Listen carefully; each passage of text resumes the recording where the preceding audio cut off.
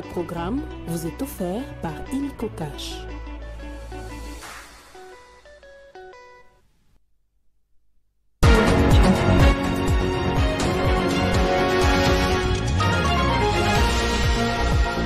Le 9e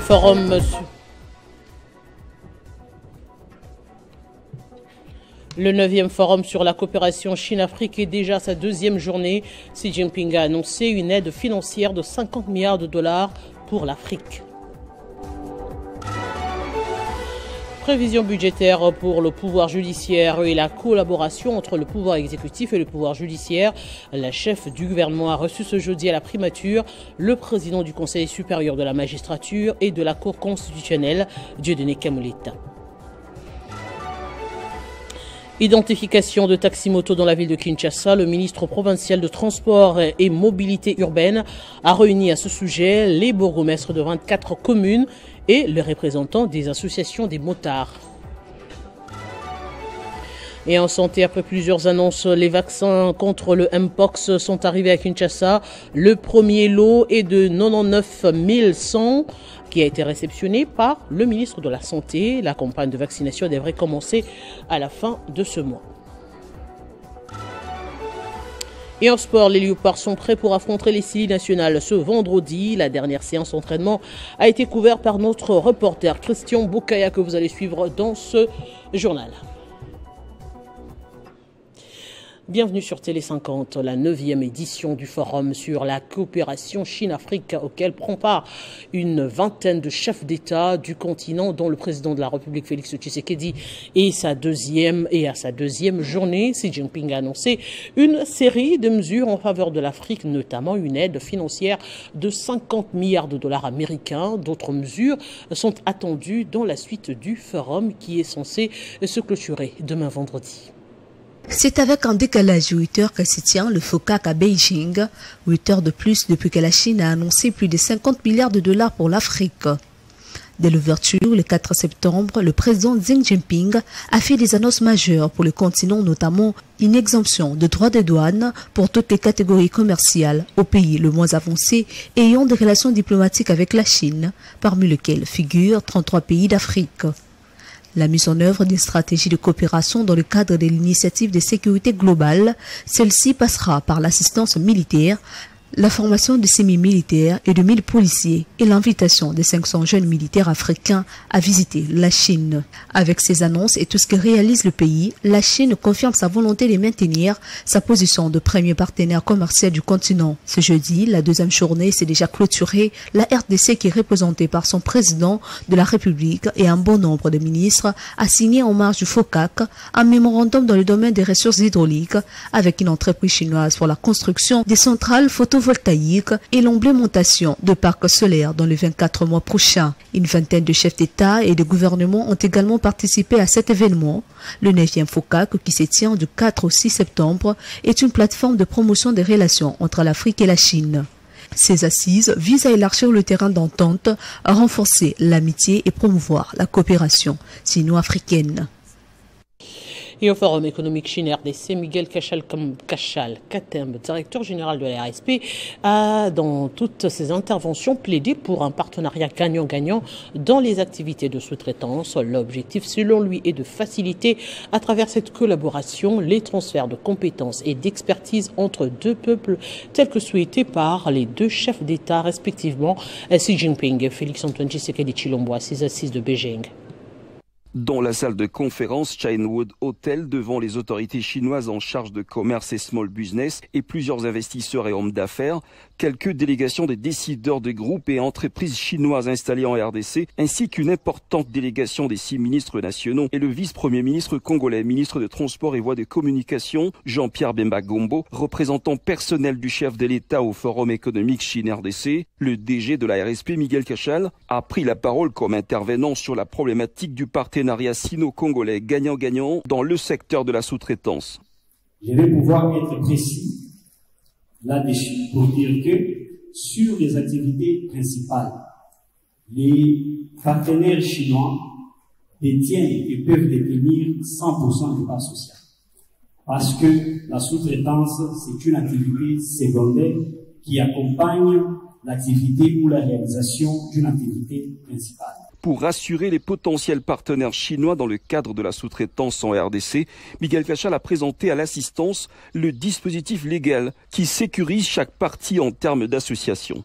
C'est un partenariat gagnant-gagnant entre la Chine et la RDC qui est sécurisé par la loi numéro 17/001 du 8 février 2017 et ses mesures d'application.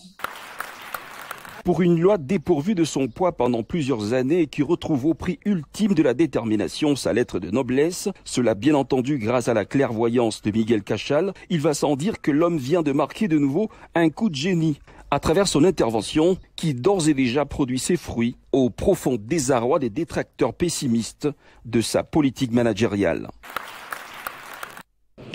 Les prévisions budgétaires pour le pouvoir judiciaire, la première ministre Judith Suminwa-Tuluka a reçu en audience ce jeudi à la primature le président du Conseil supérieur de la magistrature et de la Cour constitutionnelle du Néné Kamoleta. Les échanges entre les deux autorités ont aussi tourné autour de la collaboration entre le pouvoir exécutif et le pouvoir judiciaire pour la bonne marche du pays. Cette rencontre était une occasion pour Dieudonné Kamoleta Badiebanga de présenter à la chef du gouvernement les prévisions budgétaires du pouvoir judiciaire pour les prochains exercices. N'oubliez pas que le pouvoir judiciaire doit rester en permanence en contact avec les autres pouvoirs. Dans un premier temps, nous sommes venus dans le cadre de la collaboration utile et nécessaire entre les institutions. De deux, c'est aussi pour une raison légale. Nous avons amené les prévisions budgétaires du pouvoir judiciaire que nous venons de remettre à la première ministre, comme la loi l'exige. Concernant la tentative d'évasion survenue la nuit du dimanche 1er au lundi 2 septembre 2024 à la prison centrale de Makala, le numéro 1 du Conseil supérieur de la magistrature dit avoir déposé les PV de la réunion de son institution à la première ministre. Il n'y a pas de solution miracle ou individuelle. La solution pour la bonne marche de notre pays va passer par la collaboration et la main dans la main de toutes les institutions. En cela, nous allons réussir à faire rayonner la vision du magistrat suprême, le chef de l'État. Accompagné du procureur général près la Cour constitutionnelle et membre du bureau du Conseil supérieur de la magistrature, Jean-Paul Mukolo Nkokesha, Dieudonné Kamoleta s'est félicité de la détermination de la première ministre pour une justice de qualité en République démocratique du Congo. En effet, Judith Suminwa-Tuluka a placé la restauration de l'appareil judiciaire au deuxième pilier du programme d'action de son gouvernement. L'objectif étant de garantir l'accès aux droits et à une justice de qualité pour tous et d'améliorer la performance de l'administration de la justice. Parlons santé à présent. Le premier lot de vaccins Mpox est arrivé à Kinshasa. 99 100, c'est le nombre de vaccins disponibles réceptionnés par le ministre de la Santé. Le reste de la livraison, constitué de 200 000 doses au total, arrive ce week-end. Ces vaccins, dont de l'Union européenne, sont fabriqués par un laboratoire danois. La campagne de vaccination devrait commencer à la fin de ce mois. Le vice-premier ministre en charge de la défense nationale, Guy Kabongo, intensifie des stratégies pour l'acquisition d'armements pour les FARDC. Au cours du forum RDC-Chine, le numéro 1 de la défense congolaise s'est entretenu avec le président directeur général de l'entreprise chinoise Norinco, première société d'industrie de l'armement en Chine. Les deux personnalités ont souligné le désir de ces deux nations à se soutenir mutuellement. C'est une poignée de mains fraternelles, image d'une collaboration amicale entre la RDC et la Chine. Les vice-premiers ministres congolais en charge de la défense nationale et les présidents directeurs généraux de Norinco immortalisent cet instant avant d'entrer dans les vifs du sujet. Dans cette salle, les deux personnalités ont abordé des questions liées à la technologie des pointes en matière de la défense et de la sécurité. Première société de l'industrie de l'armement de la République populaire de Chine, 8e, la plus importante dans le monde, le président directeur général de Norinco mentionne dans ses dires la volonté manifestée par les deux chefs d'État de se soutenir mutuellement. Une coopération qui date des années 70 avec la construction du stade des martyrs, les palais du peuple, aussi la formation par des experts chinois des nouvelles unités énumérées par Guy Kabombo Mwanvita. Signe d'une coopération élevée au niveau d'un partenariat stratégique et global par les présidents Félix Tshisekedi et Xi Jinping. Passage immortalisé par ces quelques mots et applaudissements, nourris par les collaborateurs de deux parties. Ce fut une journée satisfaisante, comme les témoignent ces images où des présents sont remis au vice-premier ministre en charge de la Défense qui quitte les installations de Norenco avec assurance d'un travail accompli. Bientôt, la construction imminente de l'usine de Lukunga ainsi que d'autres projets de grande importance visant à améliorer l'approvisionnement en eau potable pour la population congolaise. L'annonce ce jeudi est du ministre des Ressources hydrauliques et de l'électricité, Teddy Luamba. Il s'agit pour lui de l'assainissement du service de desserte en eau potable en République démocratique du Congo. Cette initiative s'inscrit dans la vision du président Félix Tshisekedi qui souhaite assainir le service des dessertes en eau. Lors d'une réunion avec les responsables de la China First, Ingweng Energy Ring, une entreprise d'État chinoise spécialisée dans les grands travaux, Teddy Luamba a souligné l'importance de s'assurer de l'effectivité des projets en cours et faire le point sur leur avancement. Il a également annoncé le lancement de nouveaux projets, notamment le remplacement de l'énergie thermique secondaire de la régie des eaux par des solutions photovoltaïques, ainsi que la création des SPV pour produire des intrants essentiels à la chaîne de valeur du secteur de l'eau, tels que les tuyaux du PVC. Je suis ici dans le cadre de ressources hydrauliques, parce qu'il s'agit de l'eau, et l'eau c'est la vie. Je suis venu avec l'équipe de la régie des eaux, le président du conseil d'administration ainsi que le directeur général, pour le suivi de certains projets dont le partenaire chinois est en train de faire avec la régie des eaux, notamment pour la construction de l'usine de Lukunga et aussi d'autres projets tels que le remplacement de toute l'énergie secondaire thermique de la régie des eaux par du photovoltaïque et aussi le projet d'une SPV qui va produire certains intrants de la chaîne des valeurs du secteur de l'eau, notamment la production de PVC, des tuyaux en PVC, etc. La participation du ministre au Forum économique RDC-Chine suscite de grands espoirs pour la population congolaise qui bénéficiera bientôt d'un meilleur accès à l'eau et à l'électricité. Lutter contre la corruption en République démocratique du Congo, l'association congolaise pour l'accès à la justice ACAJ, avec ses partenaires de la société civile, ont lancé ce jeudi un projet sur les travaux d'échange et de réflexion sur la promotion des labels d'intégrité dans le secteur public et privé. C'est dans le but de lutter contre la corruption que cet atelier de réflexion a été lancé, réuni autour des travaux d'échange et des réflexions sur la promotion des labels d'intégrité dans les secteurs publics et privés. Ces responsables des organisations de la société civile comptent mener des actions concrètes pour faire reculer les fléaux en République démocratique du Congo. Sont intervenus à ces réflexions le professeur Luzolo Bambi et le stratège et analyse économique Aliki Tengue. Encourager à mieux travailler, à faire de la transparence, la redevabilité, l'éthique également. On est en train de promouvoir ces valeurs parce que la société aujourd'hui, elle est dominée par les antivaleurs. Et la promotion de ces labels, c'est justement pour éradiquer ces antivaleurs. Alors aujourd'hui, nous en réfléchissant, on s'est dit qu'est-ce qu'il faut faire? Il faut créer le label. Ça va susciter. L'objectif poursuivi par ces assises est de notamment encourager la culture de l'intégrité à tous les niveaux. Nous lançons quelque chose d'extrêmement important, deux observatoires, un observatoire pour l'intégrité dans le milieu public et un observatoire de l'intégrité dans le milieu privé. Et la deuxième des choses, nous lançons un label qui est en fait un élément d'identification des personnes intègres métier par métier. Par exemple, il va y avoir des avocats intègres, des magistrats intègres, des agents publics internes, des parlementaires intègres, mais également des gestionnaires d'entreprises privées intègres. Ces assises, qui se déroulent à l'hôtel royal de la Gombe, sont censées se clôturer ce vendredi 6 septembre 2024. Le gouvernement Daniel Bumba va réussir ce que ses prédécesseurs n'ont pu faire, l'identification des taxis-motos circulant dans la ville de Kinshasa. Ils sont de plus en plus nombreux et deviennent un réel problème de circulation routière. Kinshasa veut également, par cette digitalisation, maximiser les recettes. Le ministre provincial de Transport et Mobilité urbaine a pu réunir à ce sujet les bourgmestres de 24 communes et les représentants des associations des motards.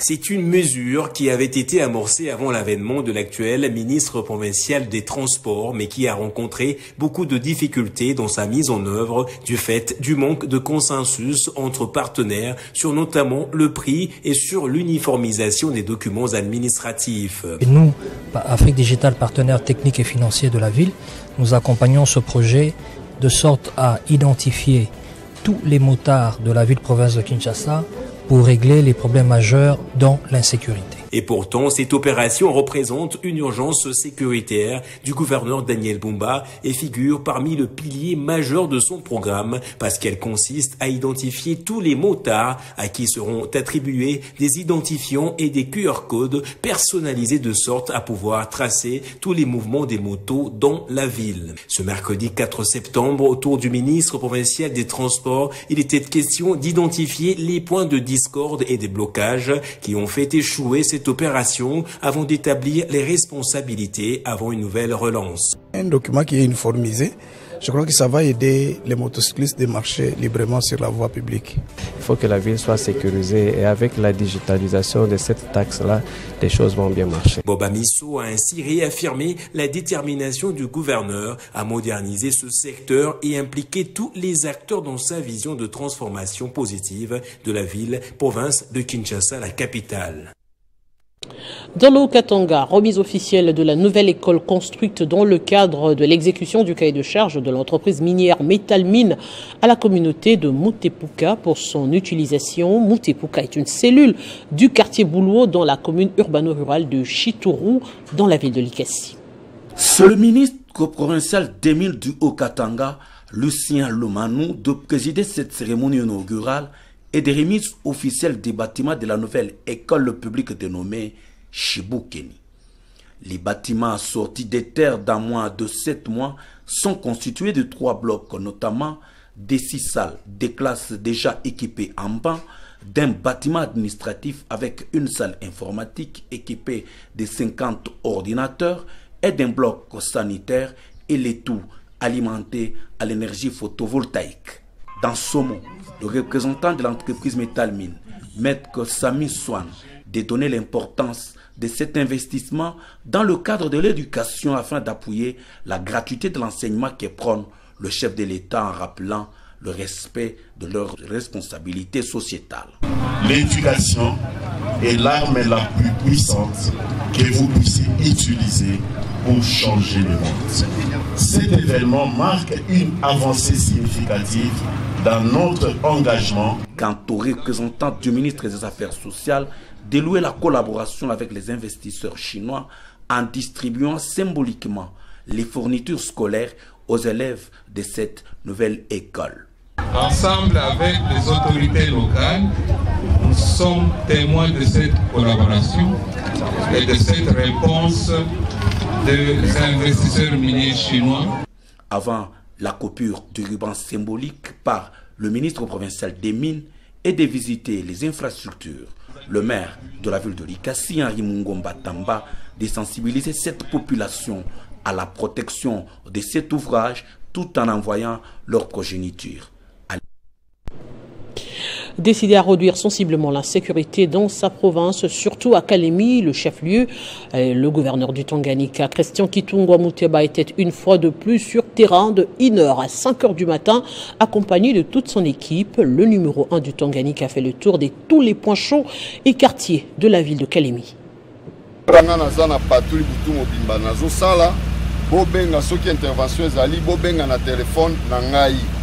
Décidé de réduire sensiblement l'insécurité dans sa province et surtout à Kalemi, le chef-lieu, le gouverneur du Tanganyika, l'honorable Christian Kitungwa Muteba, était une fois de plus sur le terrain. Se privant de son sommeil de 1h à 5h du matin, accompagné de toute son équipe, le numéro 1 du Tanganyika a fait le tour de tous les points chauds et des quartiers de la ville de Kalemi pour répondre aux cris de détresse de sa population qui dénonçait plusieurs cas suspects. Sans tarder, le premier citoyen sur le terrain a mis en déroute un plan des gangsters qui avaient déjà plusieurs domiciles dans leur viseur. Partout où il est passé, il a tenu à reconforter sa population, assurant que l'ordre doit être rétabli et que les services de sécurité sont à l'œuvre pour sa protection.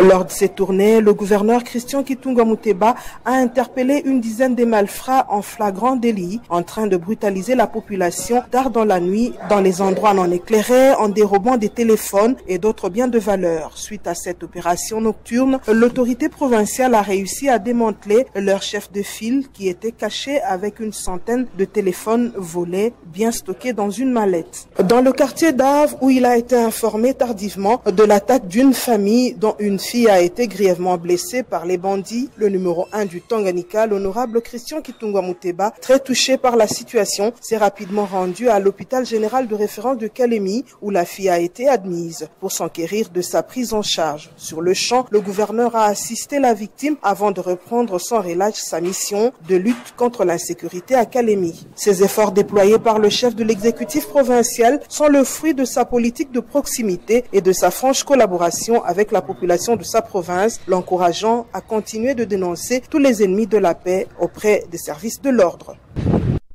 Les travaux de la route nationale numéro 1, axe Kamina-Iwena, évoluent à pas de géant, constat fait par le gouverneur de province Banza Molomé qui était descendu sur place pour une visite d'inspection. Faciliter la mobilité des véhicules au Nord Kivu, l'Office de la voirie et drainage va bientôt procéder au lancement des travaux de point à temps, qui veut dire boucher tous les nids de poules se trouvant sur les chaussées de la ville de Goma. C'est le directeur général adjoint de cette entreprise, Venon Bouroumé, qui a fait l'annonce ce jeudi. Ces travaux de point à temps seront exécutés grâce à l'accompagnement de la Société congolaise de construction Sokok. La voirie urbaine de Goma contient de plus en plus beaucoup de nids de poules, comme vous le voyez sur ces images où les véhicules, motos et autres engins ont des difficultés pour rouler. Ce constat est du directeur général adjoint de l'Office de voirie et drainage qui vient de boucler sa mission officielle au nord et au sud Kivu. Dans la ville de Bukavu par exemple, tous les travaux évoluent bien, selon Venon Bouroumé, qui salue la qualité des travaux effectués par les entreprises Sokok et Sino Hydro sur le financement de la Banque africaine de développement. Ce nid de poules, trouvés sur la voirie urbaine de Goma, seront tous couverts grâce au partenariat entre la Société congolaise de construction Sokok et l'Office de voirie et drainage OVD, selon le DGA de l'OVD Venon Bouroumé, qui a recensé le nombre de nids de poules trouvés sur la voirie du chef-lieu du Nord Kivu. Ainsi, je préfère vous annoncer plus ou moins officiellement, avec l'autorisation de la direction générale, du directeur général, que bientôt, avec l'accompagnement des Sokok, nous allons commencer à faire les travaux de Pointe-Tata sur la voirie de Goma pour faciliter la mobilité des véhicules. Voilà. Notons que pour cette descente du DGA de l'OVD, il était accompagné du directeur provincial de l'OVD au Nord Kivu, Timothée Soumaïli, et du directeur général de la Société congolaise de construction Sokok, à la personne de Jacques Amani. Lancement ce jeudi de la campagne d'enregistrement pour l'inscription des infirmiers en ligne. L'Ordre national des infirmiers du Congo, visé par cette innovation facilitée, vise à mener une approche participative et interactive de tous les infirmiers à travers cette plateforme. La profession infirmière continue à se structurer davantage après l'acquisition de son siège national aux normes internationales. L'Ordre national des infirmiers de la RDC a lancé ces jours la campagne d'enregistrement des infirmiers non inscrits qui désormais se fera en ligne avec plusieurs nouveautés, une méthodologie de faciliter la procédure tant au pays qu'à l'étranger. Possible pour s'inscrire et le processus va continuer afin que le Conseil national, après avoir étudier les dossiers de chaque candidat, les remettre officiellement au travers de la cérémonie de prestation de serment, le numéro d'enregistrement à l'ordre des infirmiers. Cérémonie en présence des représentants de tout le corps médical, l'ONIC atteint ses réalisations avec l'appui technique et financier de Japaigo, soutenu par les HRSA, une agence américaine. Japaigo, une organisation de droit américain affiliée à l'université Johns Hopkins, a dans sa philosophie de soutenir de la meilleure façon possible les agents de santé de première ligne. Le représentant de cette agence américaine explique les objectifs poursuivis par les HRSA. Nous voudrons renforcer les capacités des infirmiers et des sages-femmes à travers votre organisation ONIC pour s'assurer que d'ici quelques mois ou quelques années, le pays soit capable de savoir à peu près combien d'infirmiers et sages-femmes existent dans le pays. Face à l'assistance, les experts ont présenté la plateforme d'enregistrement des infirmiers, suivie de la remise des matériels et équipements au Conseil de l'Ordre national des infirmiers. Pour son engagement dans l'atteinte des résultats, le président du Conseil national de l'ONIC, Komba Djeko, obtient un diplôme de leadership, symbole de ses réalisations remarquables pour le bien-être des infirmiers congolais. On le surnomme député national de la proximité dans le territoire de Mwenga, Trésor Moutiki, après avoir remis aux élèves un don en fournitures scolaires et autres biens dans la chefferie de Wamzimu et la ville de Kamituga. Hier mercredi, il a été dans la chefferie de Basile dans deux groupements, Irangi et Kalambi, pour poursuivre avec la remise des fournitures scolaires aux parents d'élèves. Pas de repos pour les meilleurs élus du territoire de Mwenga, Trésor Moutiki, en cette deuxième descente en intercession de cette législature. À Irangi, situé à quelques kilomètres de la RN2, Trésor Moutiki Lutala a dit aux parents que l'éducation est la base du développement et que chacun doit envoyer ses enfants à l'école dans le territoire de Mwenga. Pas seulement le parole du député national Trésor Moutiki, il est passé également en acte avec les dons des cahiers, des bics et des craies pour soutenir ces populations en difficulté. Le même geste a été posé au groupement voisin des Kalambi, toujours dans la chefferie des Basile, avec le même message, car pour Trésor Moutiki, c'est maintenant qu'il faut former les cadres de demain. Agenda très chargé de Sédine, fils de Mwenga, Trésor Moutiki, qui a eu une entrevue avec l'autorité territoriale, Mao Ishikitilo, sur certaines problématiques de la province à soumettre à Kinshasa. Quand vous voyez un député qui affronte la base comme ceci, c'est à féliciter.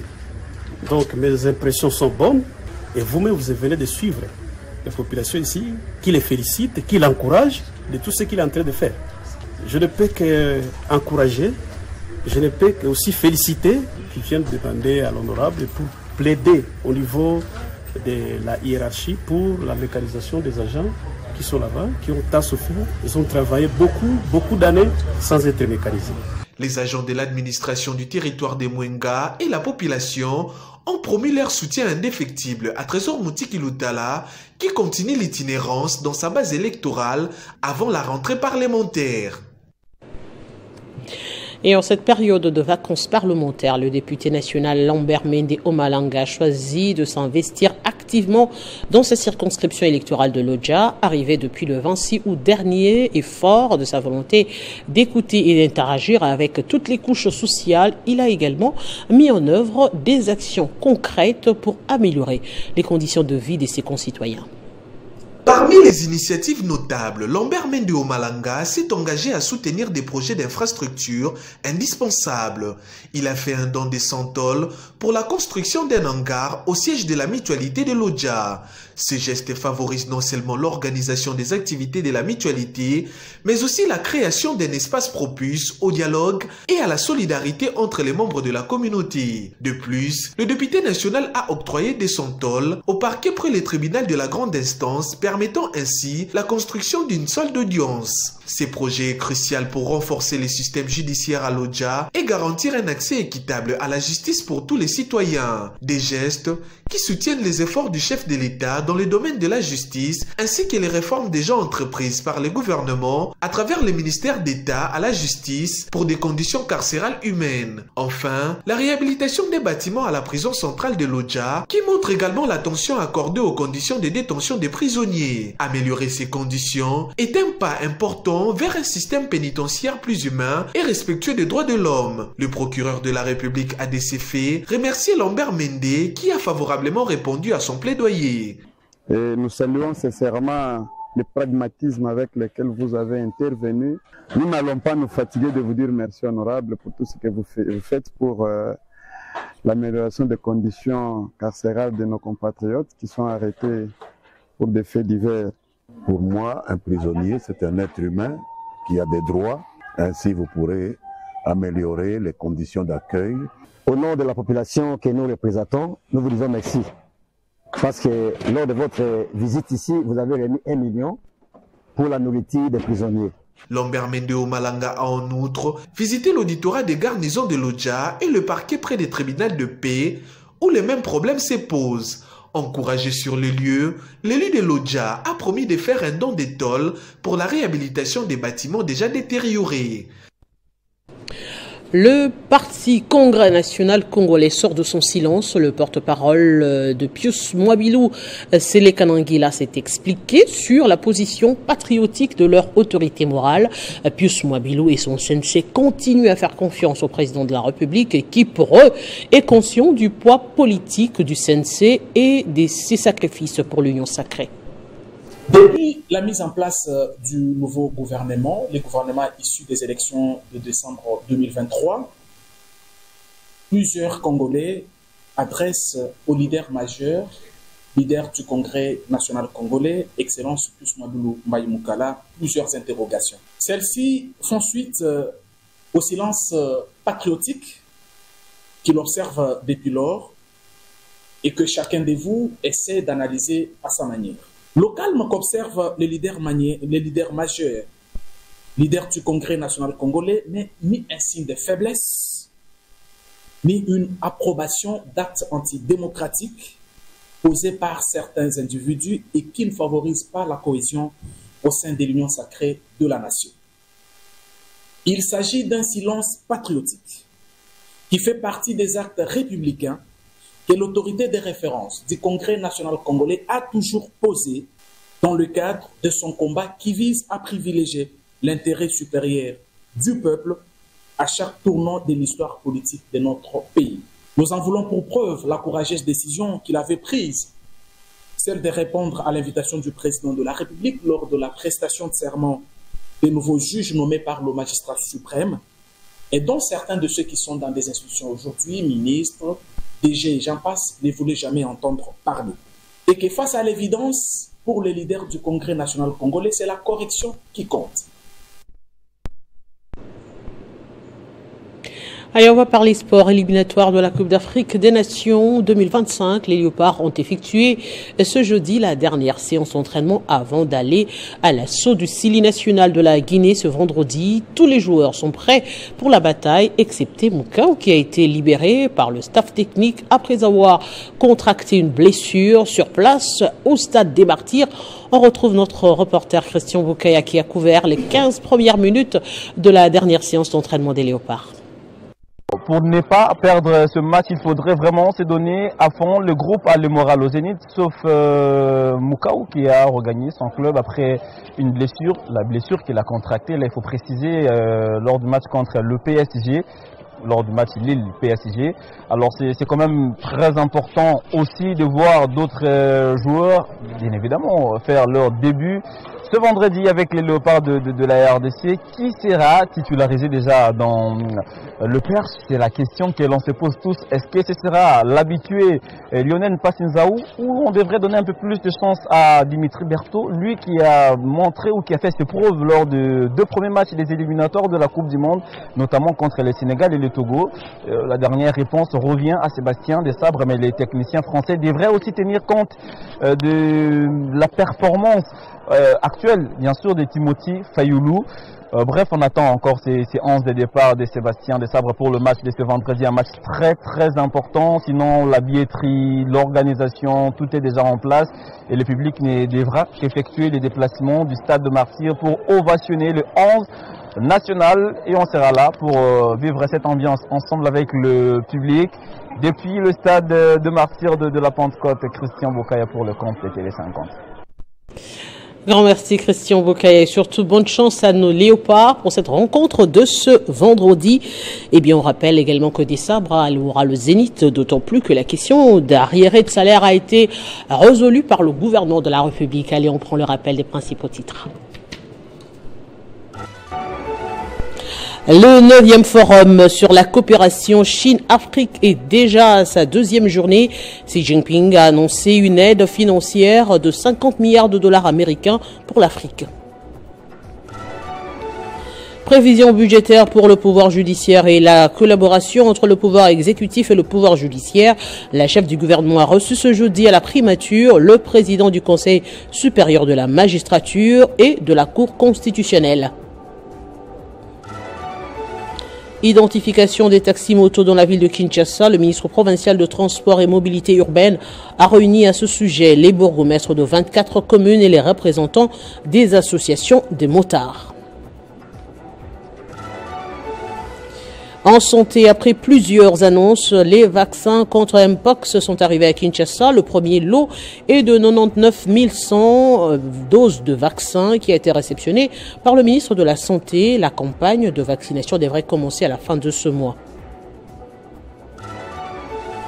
Et en sport éliminatoire Cannes 2025, les Léopards sont prêts à affronter les Scilly nationales ce vendredi. La dernière séance d'entraînement a été couverte par notre reporter Christian Bokaya que vous avez suivi dans ce journal. Eh bien, cette édition est terminée. Merci de l'avoir suivi et surtout restez fidèles à Télé 50.